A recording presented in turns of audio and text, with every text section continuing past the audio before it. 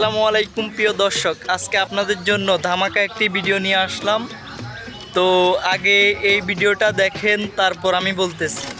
সালাউদ্দিন সাহেব বাজার করতে গিয়েছিলেন, দোকানদারকে বলেন, ভাই আমাকে একটা ভালো দেখে বাঁশ দেন তো।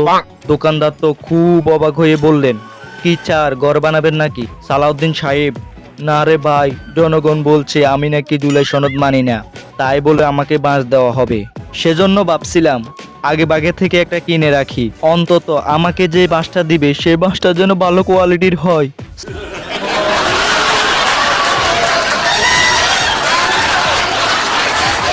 সালাউদ্দিন সাহেব খবর পেলেন সরকার বাংলাদেশ ব্যাংক থেকে 41,000 কোটি টাকা লোন নিয়ে। দর্শক, আর নয় সংসদে যোগডা, আর নয় বেদাল, এবার সরাসরি চলবে কমেডি।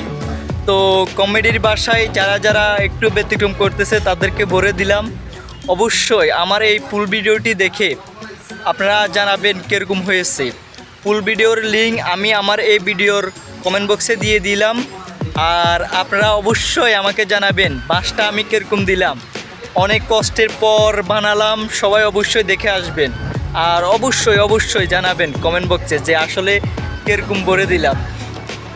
তো সবাই ভিডিও দেখে আসবেন। আল্লাহ হাফেজ।